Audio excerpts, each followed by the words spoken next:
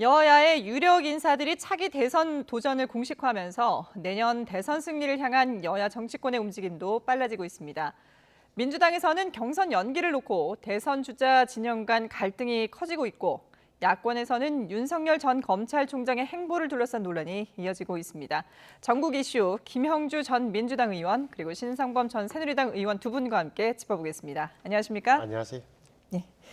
자, 민주당이 어제 이제 경론 끝에 부동산과 관련해서 당론을 정했습니다. 일단 네. 종부세 기준을 상위 2%로 했고요. 네. 그리고 1주택자의 그 양도세도 9억 원 기준에서 12억 원으로 높였거든요. 네. 이런 주요 내용들 어떻게 해서 여기에 결정이 되게 된 건가요? 사실 기본적으로는 이제 양도세 같은 경우는 사실은 물량을 넓히는데 필요한 사항입니다. 네. 그런데 이제 너무 뭐 어떤 뭐 세금을 기준으로 생각하다 보니까 양도세를 낮추기는 어려웠는데 사실 애당초 양도세는 조금 더 낮추자는 의견이 다수인데 네. 일부에서는 그것조차도 이제 뭐 부자들에게 감세하는 효과들이 있다고 반대해 왔던 것이고요. 또 공시지가에서 종부세도 결과적으로 우리 국민의 70% 정도가 종부세를 부담하는데 그 절반 이상은 보통 한 30만 원, 40만 원 이런 정도 낮은 수준으로 하기도 네. 하거든요. 그리고 실제로 외국의 경우에도 보면 결과적으로 본인이 물건을 아파트를 샀을 때 처음에 5억이면 팔기 전까지는 그 기준으로 합니다. 이제 그렇기 때문에 우리가 공시지가를 계속 현실화한다고 하면서 계속 올리는 네. 과정에서 개인들이 집값은 올라가는데 그에 준하는 어떤 개인의 소득이 올라가는 건 아니거든요. 예. 이제 그런 면에서 현실화하는 것이 맞다라고 하는 측면이고요. 그렇게 하더라도 2%라고 하는 차원만 하더라도 굉장히 높은 부분이라고 봅니다. 왜냐하면 지금 현재 그 수준이 아파트 가격이 한 실거래가로 보면 한 20억 가까이 되는 거거든요. 근데 네. 실제로 여러분들이 서울 지역의 아파트, 강남 지역을 보면 20억을 숱하게 넘는 아파트들이 굉장히 많습니다. 물론 이제 전국적으로 봤을 때 이것이 적은 액수는 아닙니다만은 기본적으로 뭐 아파트 가격을 올린 것 자체가 본인 스스로의 자의적으로 올라간 것이 아닌 네네. 상태고 시장의 양적 완화 때문에 올라간 부분을 다 말하자면 그 원인을 어떤 그 아파트 가진 분들에게 물기는 부담이 있다라고 하는 것이 제 입장인 것 같습니다. 근데 이 발표 내용이 이제 공개되고 나서 절대 금액이 아니라 이게 상위 2%라고 하는 비율로 정하는 부분이 상당히 이거는 이례적인 거다라는 지적들이 많았거든요. 그 국민의힘에서도 뭐 민망한 수준이다 이렇게 표현을 했는데 어떤 부분을 지적을 하고 싶었던 건가요? 그러니까 민주당이 방향은 제가 볼 때는 뭐 잡은 적어도 1주택 1세대 1주택자에 대해서 세부담을 완화하자 줄여주자는데 방향은 저는 맞다고 보는데 네네. 앵커 기자 말씀하신 대로 이게 금액 기준이 아니라 퍼센트 기준이잖아요. 다시 말하면 지금 종합부동세 과세 기준이 지금의 공시가격 9억 원인데 예. 공시가격 기준이 아니고 상위 2%예요. 네. 다시 말하면은 내가 갖고 있는 집값이 오르면 집값이 전체로 뛰게 되면 기준도 오르겠죠. 예. 그러면 집값이 내리면 어찌 됩니까? 내리더라도 상위 2%는 또 내야 되니까 네. 내가 이 집을 사더라도 내가 2%에 들어간지 안 들어간지를 나중에 알게 되는 거예요. 매년 종부세 기준이 바뀌게 기준이 되는 바뀔 거죠. 테니까. 이렇다면 이거는 어떻게 보면은 그리고 차라리 종부세 그런 기준을 9억 원에서 12억 원으로 올리지. 왜 안 올렸느냐? 이거는 먼저 국민의힘에서 성공을 한 거예요. 네. 그러니까 그거는 못하고 퍼센테이지를 올린 것처럼 저는 보이는데 어찌됐건 이게 이렇게 되면 이제 금액이 아니라 퍼센테이지니까 진짜 완벽한 편가르기 2%대 뭐 예를 들어서 뭐 98%라든지 이런 이야기가 나올 법한 거죠. 그래서 네. 저는 민주당의 고민은 이해가 돼요. 그나마 적어도 송영길 대표나 김진표 특위위원장이 갖고 있는 현실론자들의 생각, 적어도 세금 문제를 이대로 놓고는 내년 대통령 선거를 치를 수 없다는 정치 현실론, 현실 정치론자들의 이론이 이제 승리를 거둔 건데 네. 방법론이 조금 제가 볼 납득을 못할 것 같아요.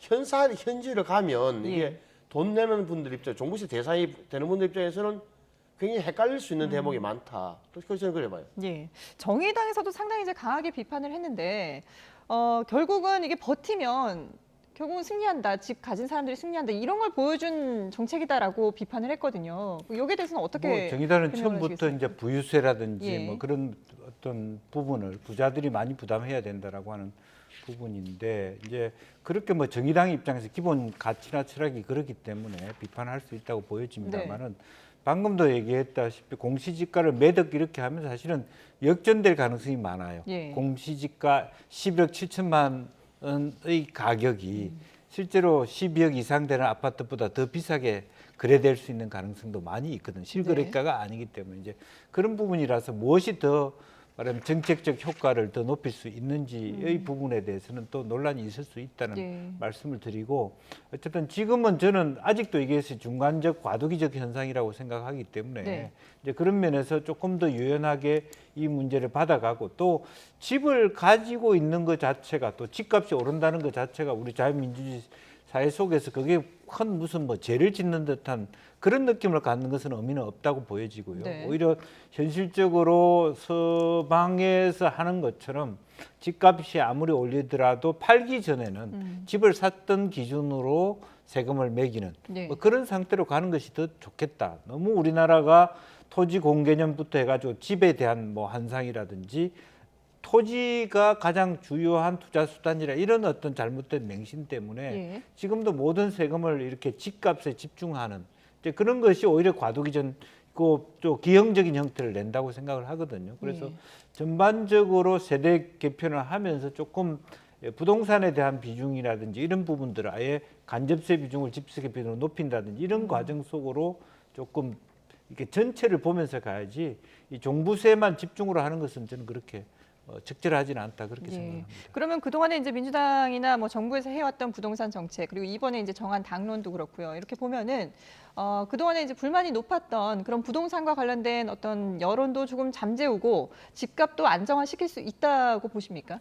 사실은 뭐 이것이 지금으로도 뭐 완벽할 만한 수준은 아닐 거라고 보여집니다만 네. 어렵사리 어쨌든 수도권의 그 물량들을 키우고 또 한편으로 교통 GTX 같은 교통 인프라를 더 많이 깔고 네. 이렇게 함으로써 꼭 뭐 수도권, 꼭 뭐 서울 이런 어떤 집중 현상을 좀 막아내고 그러다 보면 사실 조금 있으면 사실은 우리가 이제 인구 정책적인 측면에서도 인구도 줄어들고 그런 상황이기 때문에 점차 이 문제에 과열된 부분들은 예. 줄어들지 않겠나. 또 하나는 기본적으로 미국을 중심으로 인해서 말하자면 그 금리 인상의 요건들이라든지 또 너무 많이 풀어져 있는 돈이 이렇게 좀 더 줄어드는 네. 그런 현상들이 생기게 된다면 말하자면 투자 여건들도 그렇게 지금처럼 그렇게 팽배할 수 없기 때문에 네. 그것이 중첩적으로 모여져서 안정적인 수준으로 갈 수 있지 않겠냐 그렇게 생각합니다. 그렇군요. 부동산이 안정될 수 있다면은 정말 뭐 반가운 소식입니다만 어쨌든 근데 민주당에서 이번에 이렇게 당론을 정한 게 결국은 대선을 앞두고 결국은 좀 풀어줘야 된다라는 여론이 워낙에 많았기 때문이고 그리고 또 송영길 대표로서도 뭔가 좀 물러설 수 없는 그런 결정이었다라는 평가들이 많거든요. 그러니까 정확히 보신 예. 거예요. 그러니까 이 문제가 왜 커졌습니까? 지금까지 민주당과 문재인 정부는 무조건 세금 부동산을 잡기 위해서는 세금밖에 없다. 세금 올려가지고 집을 갖고 있으면 이게 불편하게 만들겠다는 그런 정책 기조를 유지한 거예요. 근데 이게 어디서 지난 4월 달에 보궐선거에서 아차 싶었던 거예요. 예. 그렇게 다시 말하면은 그저께입니까? 송영길 대표가 국회 교섭단체 대표 연설에도 왜 우리가 패배했느냐. 집값 상승과 조세 부담 증가 때문에 세금 때문에 졌다는 걸 인정했단 말이에요. 그러려면은 세금을 낮춰야 되는 거예요. 근데 어제 의원총회에서 뭐 저는 모릅니다만 언론 보도를 보면은 생생하게 나온 거 아닌가 표 계산이. 네, 네, 네. 다시 말하면 김진표 의원은 서울 부산에서 내년 대통령 선거에서 100만 표 잃으면 대통령 선거 하나만 하다. 라면서 이걸 좀 줄여주자. 세금을 줄이지 않으면 안 된다는 예. 논리를 했던 거고 진성준 의원 같은 경우는 몇 명 줄이는데 종합부동산세 대상 줄이봐야 9만 명 줄이는데 100만 표 옵니까? 라고 반응했다는 게 언론에 나왔더라고요. 예. 이 철저하게 여기서 내년 대통령 선거를 겨냥한 거라고 뭐 보는 수밖에 없는 거고 저는 어찌됐건 그럼에도 불구하고 민주당이 그나마 현실적으로 방향을 선회한 것은 잘했다고 생각해요. 예. 근데 지금도 말씀하셨지만 어제 이제 경론이 오고 갔는데 그 반대했던 의원들의 앞으로 이렇게 설득 과정이라든지 이런 것들이 어떻게 진행이 될지 박용진 의원은 계속해서 이제 뭐 좀 바꿔야 된다라는 얘기들을 주장을 하고 있거든요. 그것은 이제 박용진 의원의 입장은 이제 그 동안에는 이제 부자의 어떤 그 혹은 비싼 집을 가진 분들에 대하여 어떻게 세금을 매길 것인가라는 네.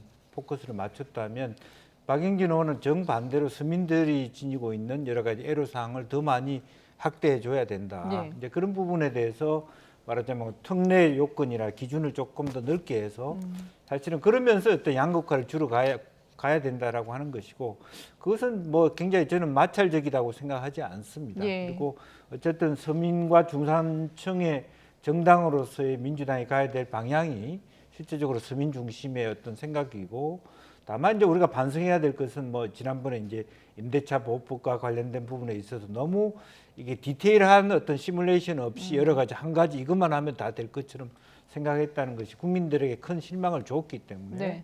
조금 더 면밀한 또 중청적인 어떤 계산을 가지고 그야말로 실효성 있는 법안들을 만들어 갔으면 좋겠다는 생각을 갖고 예. 있습니다. 어쨌든 이번에 나온 이런 발표된 내용들이 국민들은 어떻게 받아들일지 여론을 조금 지켜보도록 하고요. 그런가 하면 지금 민주당에서는 대선 경선 일정 과정도 지금 상당히 난항을 겪고 있는데, 원래는 어제 마무리가 될 줄 알았는데 네. 이루어지지 못했거든요. 어떤 부분이 가장 큰 걸림돌이 됐던 건가요? 뭐 아무래도 이제 뭐 이재명 지사 쪽에서 굉장히 강하게 거칠게 예. 표명을 하고 있고, 또 실제로 뭐 원칙이라고 하는 부분이니까 원칙을 정해진 대로 하는 것이 가장 좋다라고 하는 이재명 지사의 입장들인데, 실제로 이것을 처음에 문제 제기한 것은 뭐 누가 문제 했는지는 잘 모르겠습니다만 언론상으로는 전재수 의원 같은 분들이 이제 지금 현재 단순히 유불리를 떠나가지고 네. 컨벤션 효과로만 봤을 때 9월 달에 우리가 백신이 완전히 해방될 수 있느냐. 예. 11월 정도 되면 정말 뭐 백신도 거의 70% 이상 맞게 되면 컨벤션 다운 컨벤션을 할 수 있다라는 측면, 그리고 한편으로 보면 이제 물론 이제 예를 들어서 후보를 먼저 뽑는다는 게 꼭 불리하냐, 그렇지도 않다. 먼저 뽑아도 대통령 된 적이 많다라고는 하지만 네. 특히 이제 민주당 입장에서는 다른 한편으로 뭐 노무현 대통령이 너무 일찍 뽑아서 고생했던 기억, 또 과거에 강금실 전 장관이 서울시장 나왔을 때 후보를 뽑았더니 결과적으로는 뭐 다른 당에서는 그 후보를 이길 수 있는 후보를 예. 뽑았던 거 아니냐, 대놓고 말하자면 불리한 길을 간다는 것이 말이 되냐, 이런 어떤 부분들이 서로 맞닿아 있습니다. 그래서 예. 물론 어떤 분들은 후발주자들의 유불리, 후발주자들에게 조금 준비할 시간을 주기 위해서 네. 결과적으로는 뭐 1등을 이렇게 무릎 꿇히려고 하는 의도 아니냐, 그렇게 얘기를 합니다만은 굉장히 다양한 복잡한 원인들이 있기 때문에 네. 송영길 대표도 이렇게 간단하게 이 문제를 해결하기 어렵고, 예. 또 하나는 어느 주체에서 해결해야 되느냐 하는 부분도 의총이냐 아니냐도 예. 쟁점이 될 것 같고, 또 하나 첫 번째는 이게 당헌을 개정해야 되느냐 안 되냐 부분은 일단은 산은 넘어가는 거예요. 당헌 개정하지 않아도 될 수 있다라고 하는 측면까지는 합의가 될 것 같은데, 예. 어쨌든 저는 지금 현재 이재명 지사 측이 너무 강하게 반발했을 때 설령 9월 달에 그 경선을 한다 하더라도 너무 지나치게 이게 이재명 대 반 이재명 구도로 가져갔을 때 네. 유리할 게 없다. 왜냐하면 결선 투표라는 부분이 있기 때문에 예. 너무 지나치게 그것은 다른 후발주자들을 포용하는 것이 이재명 지사한테도 좋다라는 측면을 얘기는 하고 싶습니다. 예. 그러니까 이걸 어디서 결정할 것이냐도 이제 상당히 좀 문제가 된다고 하셨는데, 실제로 의총에서 결정하자라는 그런 의견들도 많이 나오고 있습니다. 그런데 이재명 지사 측에서는 이게 의총으로 간다면은 파국의 단계까지 갈 수 있다, 뭐 이렇게 얘기를 하고 있거든요. 정말 여러 가지로 이제 좀 신경전을 벌이고 있는데, 국민의힘에서 보실 때는 민주당의 지금 현 상황 어떤 식으로 결정을 하는 게 맞다고 저게 보세요? 참 쉽지 않겠다 싶은 게, 예. 잘 아시는 대로 결국은 여론조사 1위를 달리고 있는 이재명 지사 측 입장에서는, 지사 입장에서 네네. 보자면 변화 가능성, 변동 가능성, 변화의 여지를 제로로 만들어야 돼요. 지금 이대로가 최고 좋은 거예요. 예. 아시는 대로, 근데 이낙연, 뭐 다른 분들, 정세균 총리 입장에서는 하여튼 추기할 시간을 2달이든 한 달이든 버는 게 가장 좋은 거예요. 예. 첨예하게 부딪히는데 어느 정도까지 왔냐. 이제 할 수 없이 후보들이 나서야 돼요. 나서는 지금까지 왔어요. 이재명 지사 같은 경우는 뭐 가짜 약 장수와 가짜 약 파는 시대 지나갔다고 했고, 네. 또 정세균 대표 같은 경우도 이거는 특정한 주자 유불리가 아니라 대통령 선거를 위한 것이라고 본인의 육성으로 이야기했어요. 예. 이낙연 후보는 전 총리는, 전 대표는 뒤로 물러서 있지만 내심은 똑같을 거예요. 근데 김영주 의원이 잘 지적했는데, 결국 의원총회는 열 수 있는 문제 아니에요. 네. 그 66명이면은 뭐 170몇 30%, 예. 3분의 훨씬 넘는다. 예. 그러면 결정을 해야 되는 거예요. 의원총회를 열어서 할 거냐 네. 말 거냐. 근데 이 부분이 참 그 판단하기 곤란한 게 저도 뭐 현역에 있어봤습니다. 의원총회를 열게 되면 예. 이 진짜 집단 싸움이 벌어져요. 논리 대결이 네. 66대 다르면 아니 뭐 몇 대라든지 이런 식으로 왔다 갔다 하면서 오래 끌거나 굉장히 뭐랄까 차이점만 부각돼서 민주당 전체적으로 보면은 왜 저러는 소리를 들을 가능성이 높다는 게 아마 윤호중 원내대표나 예. 송영길 대표의 판단일 텐데 예. 그래서 자기가 이거는 결단하겠다라고 언론에 보도된 거 보니까 송영길 대표 이거는 의총감이 아니고 내가 네네. 내일 만나보고 후보들 만나봐서 결단하겠다는 걸로 했다니까 예. 기대합니다만 송영길 대표의 속 생각은 이미 후보 간에 합의가 안 되면 이대로 갈 수밖에 없지 않느냐. 예. 다시 말하면은 이대로 일정을 하겠다는 의지를 밝힌 거란 말이에요. 여기에 대해서 이낙연 정세현 후보 측에서는 왜 대표가 결단을 해? 의원총회를 끝까지 열어서 의견을 들어봐야지. 이렇게 나오면은 또 난감해진다. 그래서 이거는 내일 일요일이니까 내일 월요일쯤 보면 가닥이 잡힐 것 같아요. 예. 핵심은 의원총회를 여느냐 마느냐 이거예요. 예. 자, 그러면 이제 이번에는 국민의힘 얘기를 좀 해보겠습니다. 윤석열 전 검찰총장이 국민의힘에 입당할 것이다라는 얘기들이 나왔는데 이게 아직도 좀 긴가민가 하거든요. 어떻게 보세요?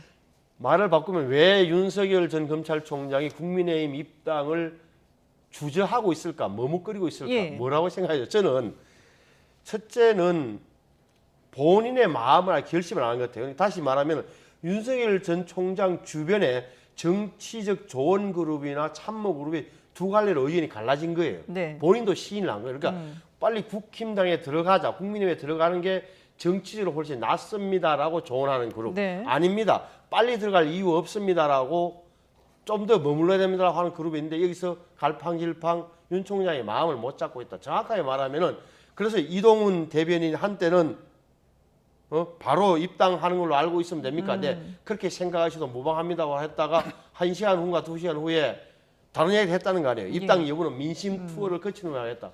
다시 말해 윤석열 총장도 뭐랄까 자신이 국민 소환이라는 표현을 여러 차례 썼는데 예. 국민이 불러서 대통령 선거에 나오려고 한다는 점을 부각시키고 시키고 싶은 거예요. 네네. 또 본인도 거기에 대해서 위안을 얻고 싶어하는 거고 예. 확신이 있어야 될 텐데. 그래서 제가 볼 때는 6월 다음 주에 일요일 27일, 28, 29일쯤 정치 활동 선언을 하고 네. 그래서 조금 며칠간 뭐 적어도 일주일 정도는 막 각계 인사를 만난 다음에 결정할 것 같은데 제가 충고를 드리자면 만일에 지금 최재형 감사원장이 일부 언론 보도대로 7월 달에 출마 선언하고 국민의힘에 입당하게 된다면 예. 그것도 윤 총장 입장에서는 결정하는 데 하나 고려해야 될 요소가 될 거다. 그래서 저는 머뭇거리지 말고 네. 윤석열 총장 특유의 스타일대로 결단 실행하는 게 맞다라고 저는 봐요. 예.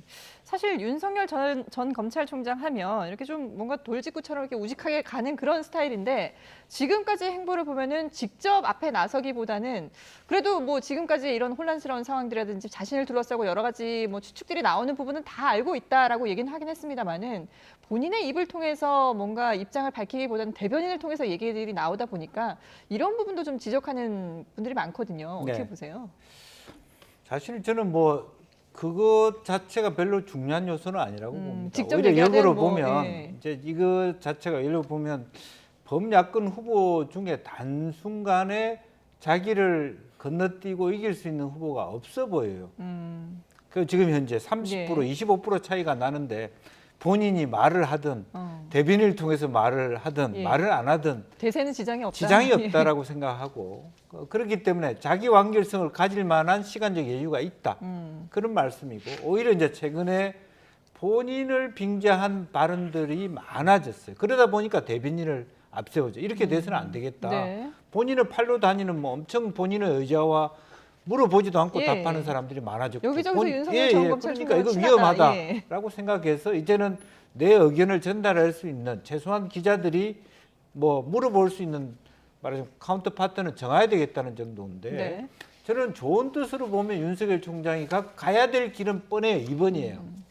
그렇지만 국민의힘 쪽이지만 실제로 윤 총장 국민의힘을 쳐다보면 한심한 거예요.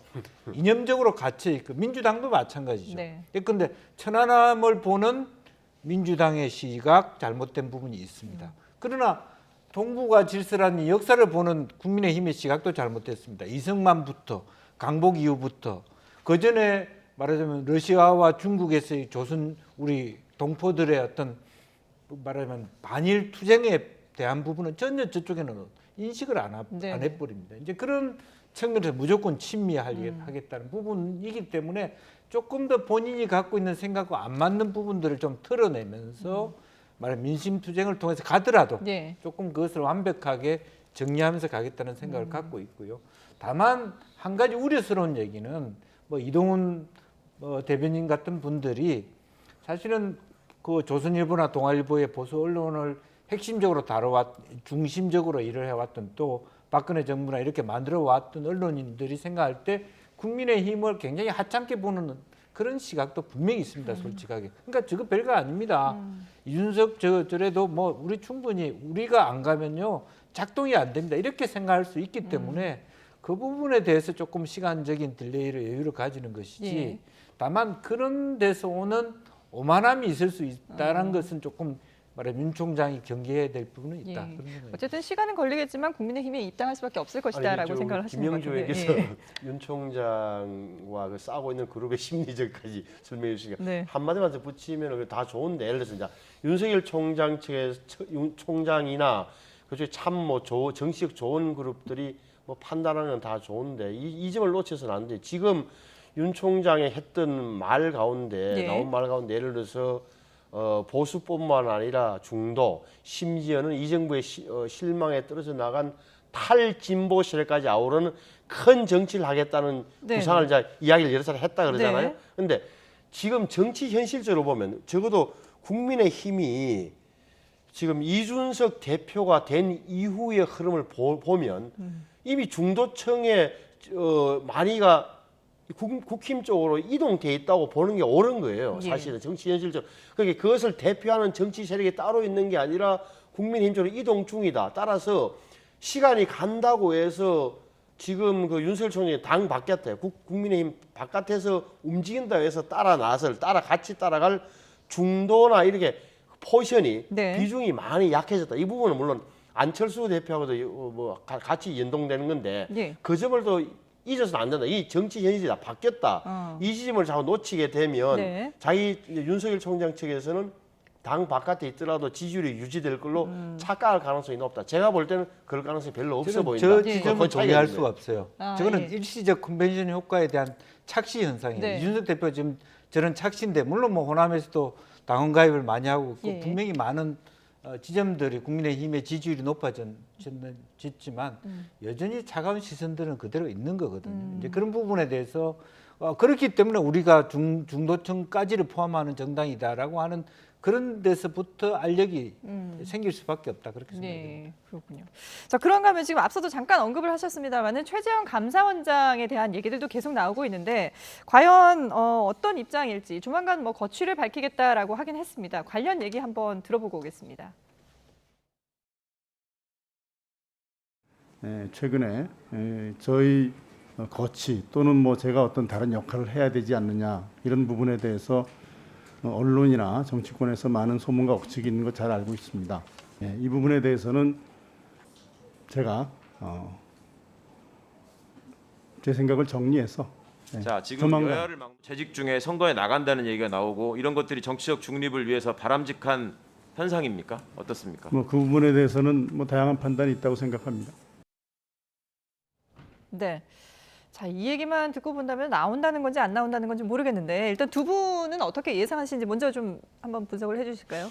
정치적 중립 위반 아닙니까? 예. 다양한 판단이 있다고 생각합니다. 예. 그다음에 또 하나는 생각을 정리해서 결국은 나오신다는 거죠. 아, 나오신다는 거예요. 나온다는 얘기예요? 나온다는 다 좋으신데 저분이 예. 갖고 있는 장점이 여러 개 있잖아요. 뭐 예. 도덕성이라든지 그다음에 굉장한 병력 문제라든지 그다음에 인간적 서토리 이렇게 네네. 많은 건데 과연 정말 그 중간에 그만두고 중도 사퇴하면서 대권선을 뛰어들 정도의 명분을 뭐라고 설명할지 저도 좀 예. 듣고 싶어요. 근데 만약에 나온다면은 그 여파는 또 어떤 후폭풍은 어떻게 또 이어질까요? 글쎄요, 저는 참 두 분 중에 한 분만 제비 뽑기해서 나오면 굉장히 훨씬 더 임팩트가 클 텐데 예.